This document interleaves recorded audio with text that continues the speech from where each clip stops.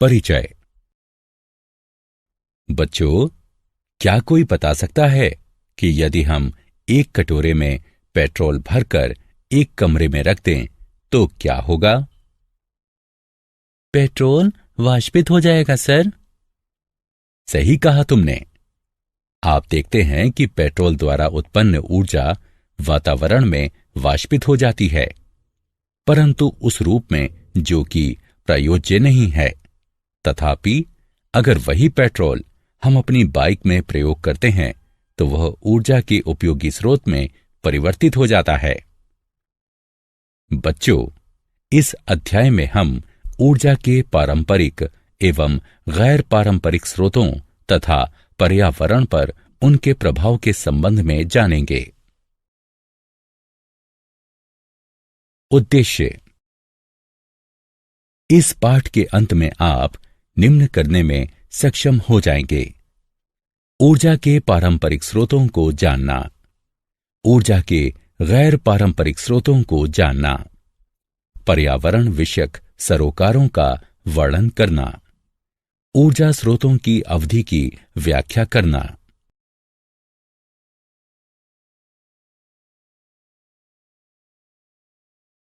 ऊर्जा का एक उत्तम स्रोत।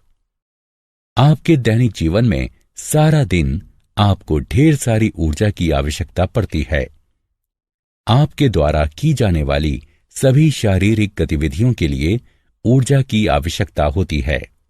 साथ ही यह ऊर्जा उस स्रोत से प्राप्त होती है जो कि आपको कोई भी क्रियाकलाप करने हेतु वांछित ऊर्जा देता है। आपको ये बात ध्यान में रखनी चाहिए कि ऊर्जा का कोई भी उत्तम स्रोत बड़े परिमाण वाला कार्य करने में सहायक होना चाहिए, सरलता से उपलब्ध होना चाहिए, सरलतापूर्वक भंडारण योग्य तथा परिवहन योग्य होना चाहिए, सस्ता होना चाहिए। ऊर्जा के पारंपरिक स्रोत। जीवाश्मी ईंधन। जीवाश्मी ईंधन प्राकृतिक प्रक्रियाओं द्वारा उत्पन्न होते हैं। उनमें कार्बन की प्रतिशतता अत्यधिक होती है। ये ऊर्जा के अनवीकरणीय स्रोत हैं, क्योंकि इन्हें बनने में लाखों वर्ष लगते हैं। इस प्रकार के ईंधन के भंडार चिंताजनक रूप से घटते जा रहे हैं। जीवाश्मी ईंधन निम्नलिखित प्रकार के होते हैं: कोयला, पेट्रोलियम, प्राकृतिक गैस, भारी कच्चा तेल। ऊर्जा के पारंपरिक स्रोत। तापीय विद्युत संयंत्र। तापीय विद्युत संयंत्र एक उद्योग है जहां वाष्प के द्वारा ऊर्जा का उत्पादन किया जाता है। यहां पानी को गर्म किया जाता है और फिर उसे वाष्प में परिवर्तित किया जाता है। यह बारी बारी से एक वाष्प टरबाइन को घुमाती है जो कि एक विद्युत जनित्र को संचालित करता है। इसके टरबाइन से गुजरने के पश्चात वाष्प एक संघनित्र में संघनित हो जाती है तथा जहां ये गर्म की गई थी वहां पुनर्चक्रित हो जाती है।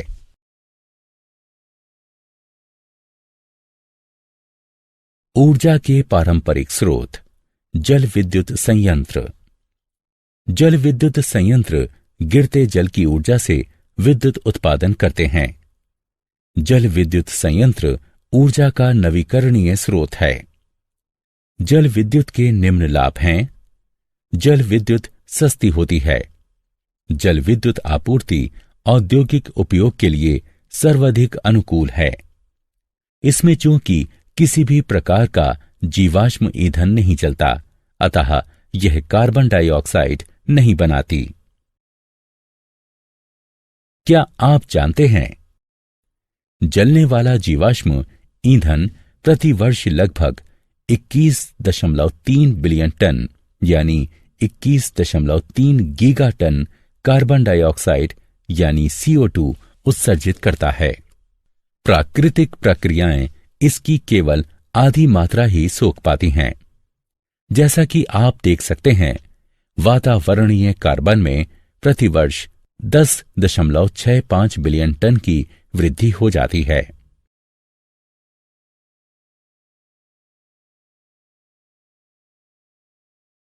जैव मात्रा, बायोमास।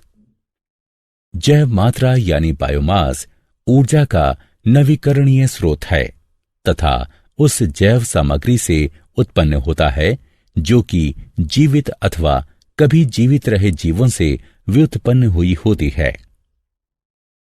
ऊर्जा के स्रोत के रूप में इसका प्रयोग या तो सीधे ही किया जाता है या दूसरे ऊर्जा उत्पादों जैसे जैव ईंधन आदि में परिवर्तित करके किया जाता है।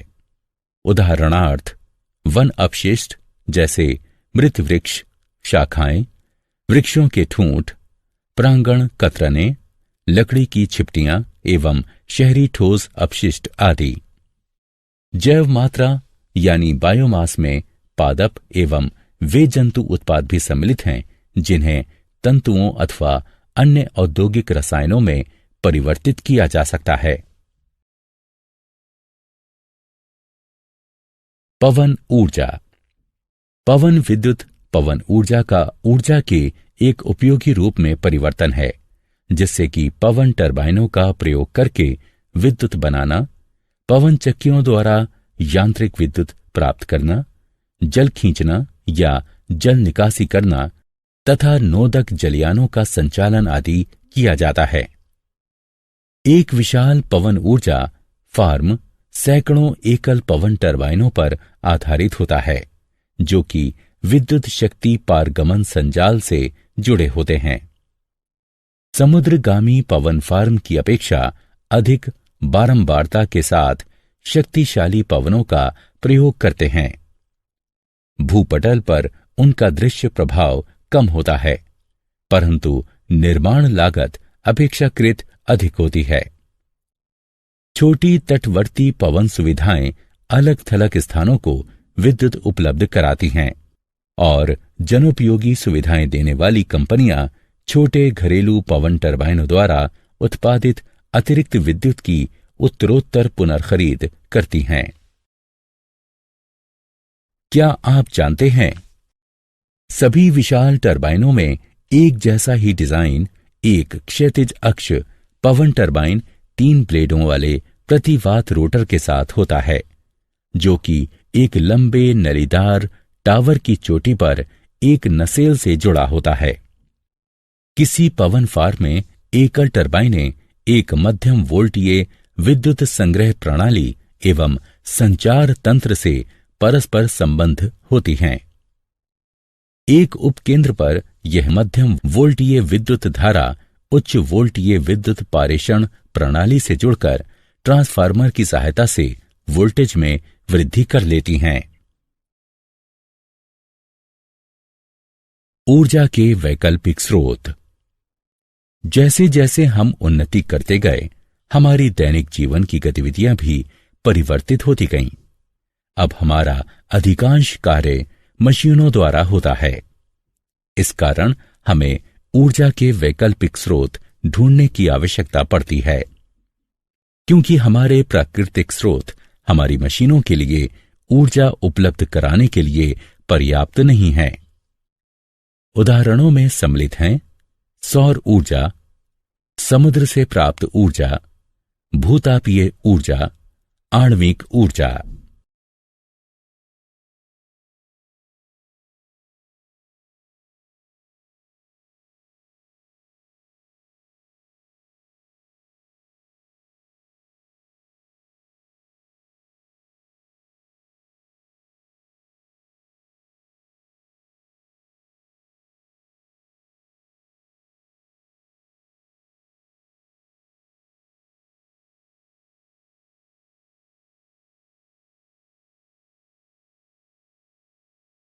सौर ऊर्जा। सौर ऊर्जा सूर्य के विकिरित प्रकाश एवं उसकी ऊष्मा से प्राप्त होती है। इसका उपयोग मनुष्य द्वारा विभिन्न प्रौद्योगिकियों हेतु प्राचीन काल से किया जाता रहा है।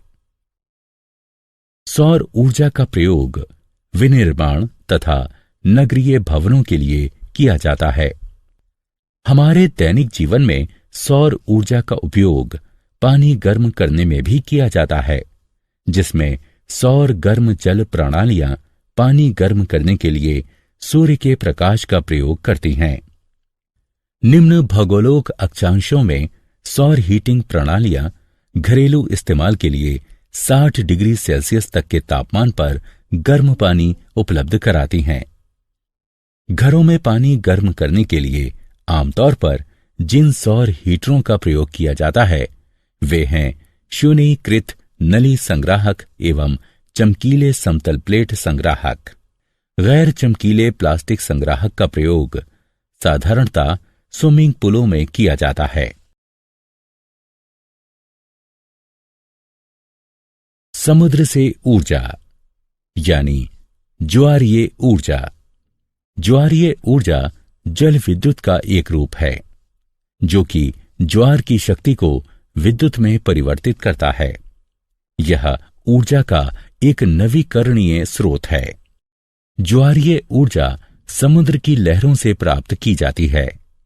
ज्वारीय बल सामयिक विभिन्नता के साथ चंद्रमा के गुरुत्वीय खिंचाव के कारण उत्पन्न होता है। यह बल समुद्र में गति या विद्युत प्रवाह उत्पन्न करता है। सशक्त आकर्षण के कारण समुद्र में जल स्तर बढ़ जाता है। इससे समुद्र के मध्य में स्थित जल तटों की ओर बढ़ता है और ज्वार भाटा आ जाता है। ये एक सुनिश्चित घटना है जो कि धरती के इर्द गिर्द स्थित चंद्रमा की कक्षा के एक निश्चित पैटर्न के कारण घटती है। ज्वार से उत्पन्न ऊर्जा समुद्र के किसी संकरे मुखद्वार पर बांध बनाकर संचित की जाती है। तब बांध के मुखद्वार पर एक टरबाइन लगा दी जाती है जो कि इस ज्वारीय ऊर्जा को विद्युत में परिवर्तित करती रहती है। समुद्र से ऊर्जा। तरंग ऊर्जा। तरंग ऊर्जा समुद्री तरंगों से उत्पादित ऊर्जा है। इस ऊर्जा का प्रयोग हम उपयोगी कार्यों जैसे विद्युत उत्पादन, जल विलवणन अथवा जलाशयों में जल को पंप करने आदि में कर सकते हैं। तरंगें समुद्र की सतह पर पवन के गुजरने के कारण उत्पन्न होती हैं। जहां तक तरंगें वायु की गति से धीमी होती हैं, वायु से तरंगों में ऊर्जा स्थानांतरित हो जाती है। प्रतिवात और तरंग शिखा के मध्य का वायु दाब अंतर तथा जल सतह पर वायु का घर्षण दोनों ही जल का अपरूपित दबाव सहते हैं। इससे तरंगें बढ़ती हैं और परिणाम स्वरूप तरंग ऊर्जा के उत्पादन में सहायता मिलती है।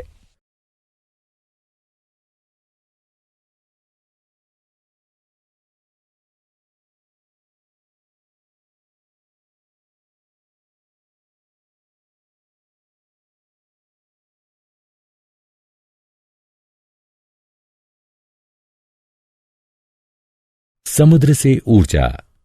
महासागरीय तापीय ऊर्जा।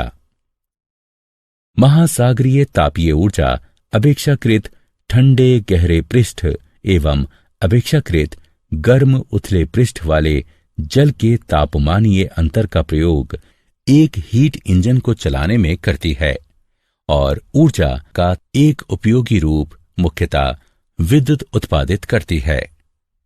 बहुत अधिक तापमानीय अंतर के साथ चलाए जाने पर हीट इंजन अधिक कार्यक्षमता एवं शक्ति प्रदान करता है।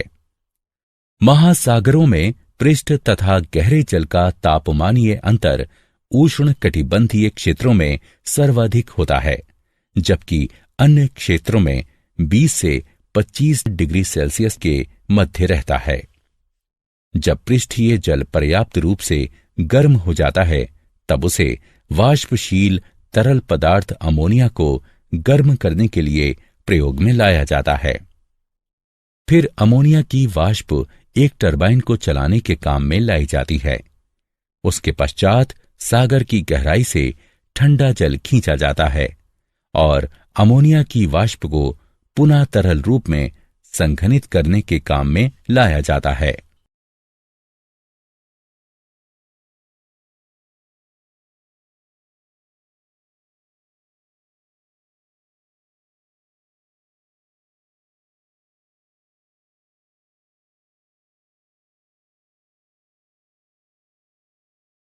क्या आप जानते हैं, धरती ऊपरी वातावरण पर 174 पीटावाट यानी पीडब्ल्यू सूर्य विकिरण ग्रहण करती है।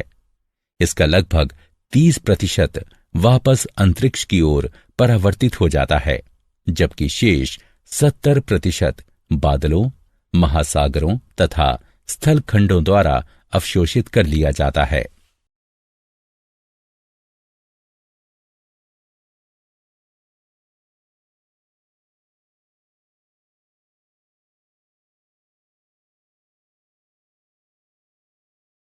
भूतापीय ऊर्जा।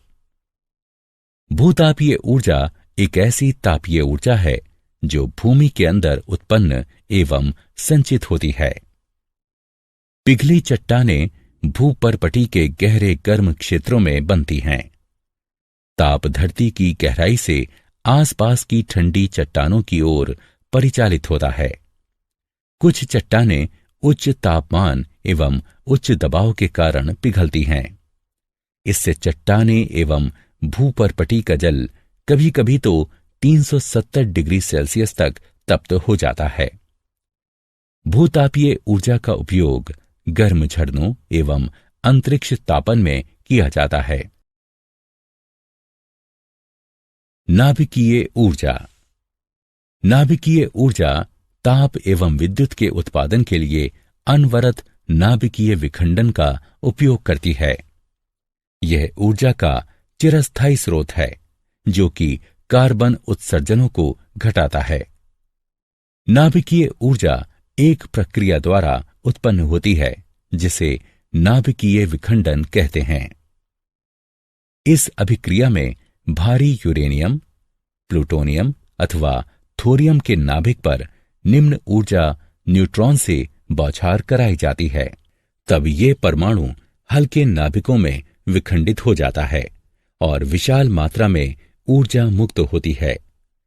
उदाहरण के तौर पर यूरेनियम के एक परमाणु का विखंडन कोयले के किसी कार्बन परमाणु के दहन से उत्पन्न ऊर्जा से 100 करोड़ गुना अधिक ऊर्जा उत्पन्न करता है।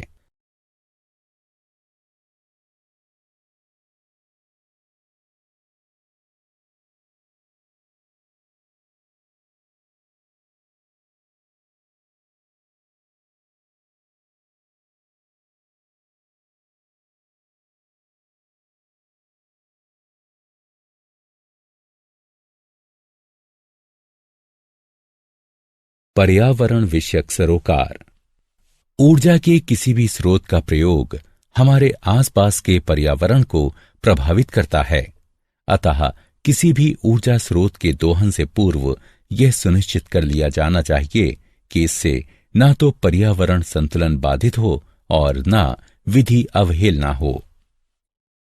नवीकरणीय ऊर्जा स्रोत अधिक समय तक चलते हैं क्योंकि वे उत्पादन करते रहते हैं, जबकि अनवीकरणीय ऊर्जा स्रोत समाप्त हो जाते हैं। ऊर्जा के चयन, प्रयुक्त हो रही ऊर्जा के उद्देश्य तथा ऊर्जा के वास्तविक उपयोग में हमें ईमानदार होना चाहिए।